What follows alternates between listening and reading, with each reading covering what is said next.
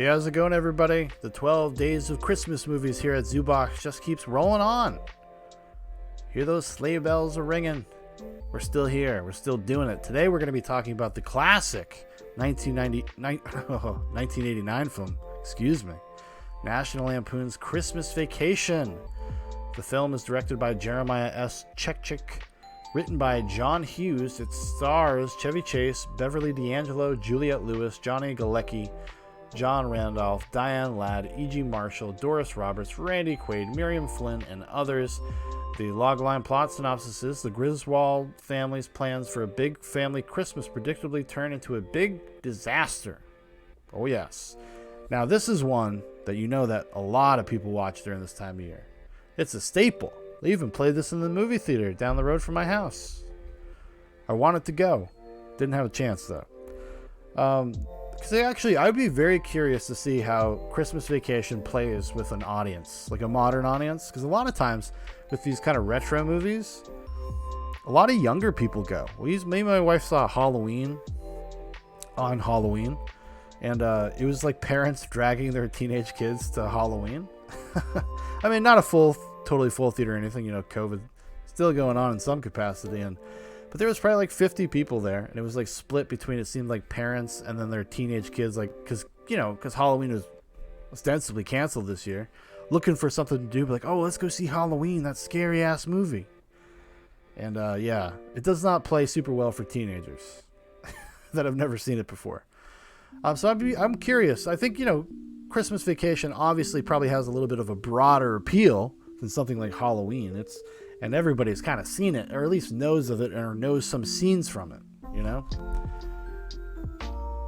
It is nothing if not memorable to a certain degree. And I think it's the scattershot approach to the storytelling, It's kind of episodic, and every episode represents something that you can identify as something that would happen during a holiday family gathering, right? We've all had a bad holiday dinner.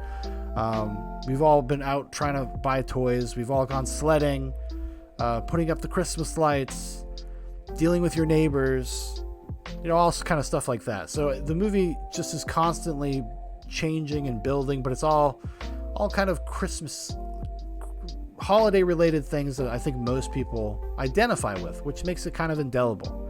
Even like Randy Quaid's character, right?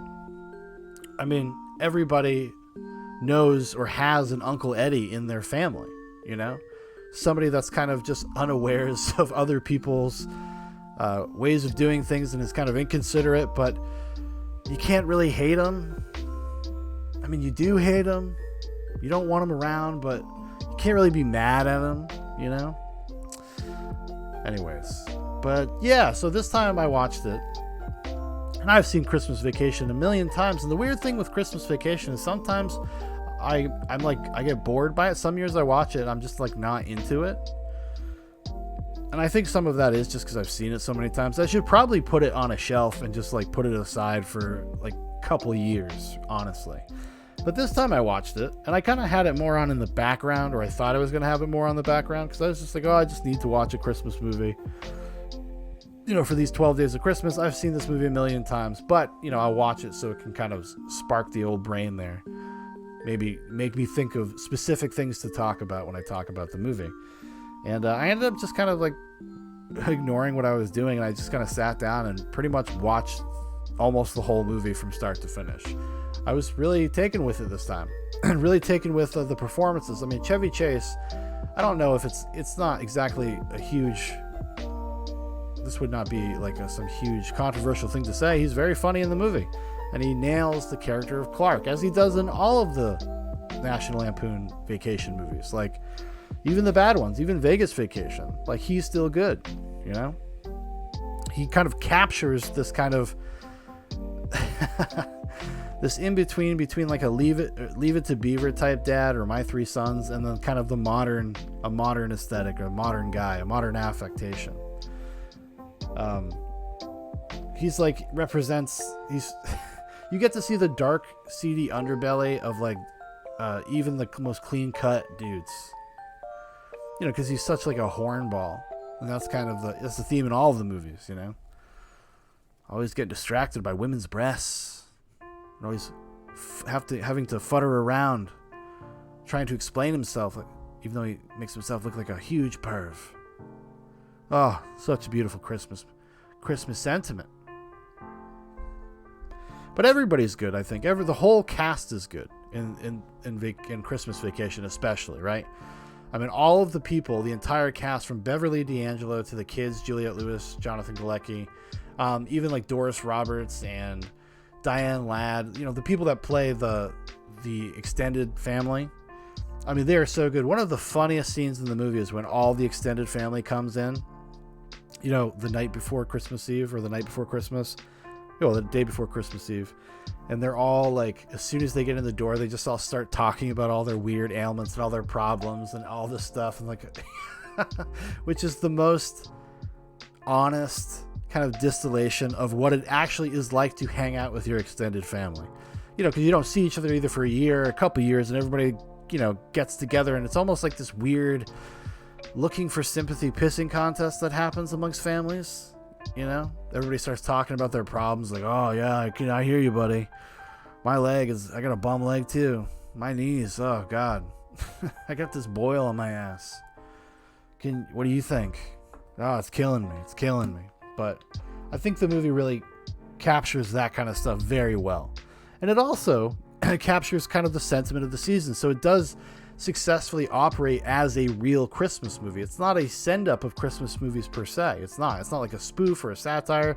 It's a pretty straightforward, sincere thing. I mean, it has the National Lampoon's in-house style, the kind of the goofiness, but it is telling you a somewhat sincere story about somebody that really loves Christmas and really wants to have a great Christmas with their family and really loves the intention of the season. And it also kind of straddles that with this middle class malaise of the era, of the time. And that's, you see that in Clark, you see that in Clark's kids, especially because they're just kind of these, they're kids, they're teenagers, but they're kind of, spoiled, bratty, entitled to a certain degree. And Clark just, I love that Clark just could never acknowledge it. He just doesn't understand their perspective, their cynical perspective. Clark is this really earnest, sincere person. He's not cynical. And that's why he can, Chevy Chase in his performance, he can get away with so much goofy, stupid shit, so much pervy stuff. It's because he's an earnest, sincere guy. And he wears it all kind of out on his sleeve, even when he gets very upset towards the end of the movie and kind of has this little freak out. It is a very understandable moment of just when you feel like you're being fucked over by the man, kind of. And, and he's a provider for his family. And now he's stuck up Schitt's Creek without a paddle, right? And I really appreciate that. I appreciate when a Christmas movie can kind of do it all. Because there's been movies that have tried to kind of ape this in the more recent times, like something like Christmas with the Cranks, or not Home for the Holidays, Christmas with the Cranks, Surviving Christmas. They try to have these kinds of stories that are almost like National Lampoon's-esque, but they never can strike the right tone, the right balance of things. And if National Lampoon's Christmas Vacation does anything, it nails the balance and the tone and the pace. It doesn't overstay its welcome. It's like a hot 90 minutes, which is, perfect.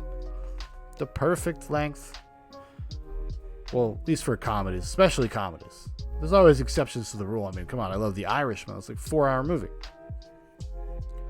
But a lot of times, I really, just being a busy adult person with a kid and everything, like a 90-minute movie is awesome for me. I love it. I love it. I love a good 90-minute movie.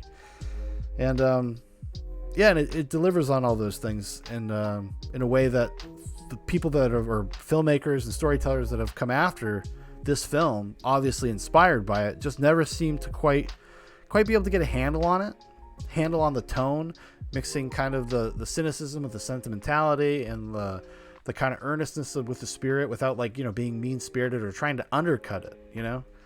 This movie doesn't try to undercut it. It kind of revels in the spirit of the season. Even like Cousin Eddie, with it's his asshole way of doing things, his destructive way of doing things, but he's actually doing something that he thinks is appropriate for Christmas. He's doing a good thing, right? And that's awesome. That's really cool. I don't know. Like I said, I know that this is probably, most people probably watch this during Christmas. I have to imagine. At least people of a certain age. That's why I'd like to see it with younger people. I feel like I watched it a couple years ago with my younger brother. And he would have been like maybe 23 at the time.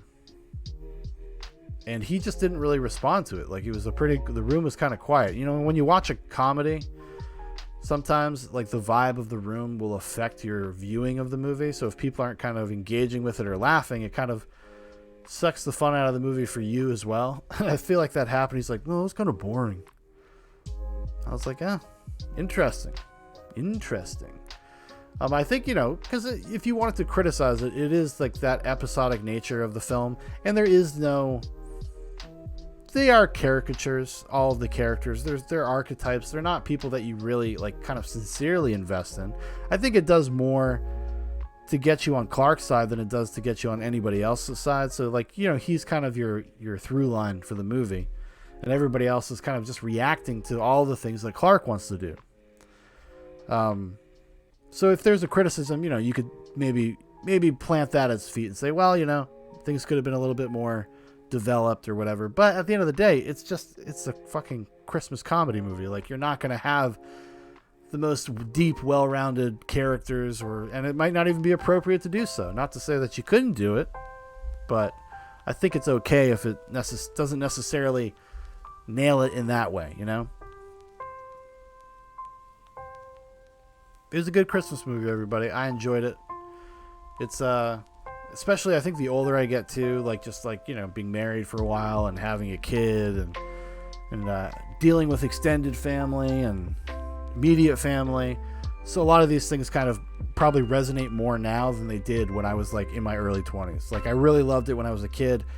Kind of like fell away from it a little bit in my 20s, but now that I'm in my 30s, I've kind of it's come back into the Christmas fold for me, and I kind of can really appreciate it and respond to it, I think, because I just have a little bit more road behind me, a little more life experience. I know kind of where some of these people are coming from. I know where Clark's coming from to a certain degree,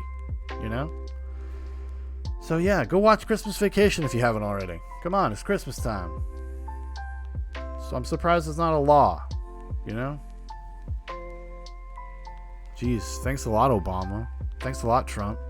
Could have made this a law that a national holiday. We all have to watch Christmas Vacation on a particular day. Get us all in the holiday spirit, Maybe like December 12th or something. It'd be nice. That's when I watched it. I watched it on December 12th. So I'm just saying. And it hit me right. It hit me right on December 12th, around 11 a.m. Yeah. Yeah. Oh, yeah. All right, everybody. Thank you for watching. Thank you for listening. If you'd like to know more about Zoobox, there's a bunch of links in the description for Facebook, for Instagram, for my Twitter, for Dan's Twitter. Also, let me know what you think in the comments about Christmas Vacation. Is this something that you watch every year by yourself, with your family? If you're younger, do you actually like this movie? Do you think it's a bad movie? Do you think it's whatever? I'd be curious. I'd be curious to hear your thoughts. All right, everybody. You have the best one ever, and have a very Merry Christmas.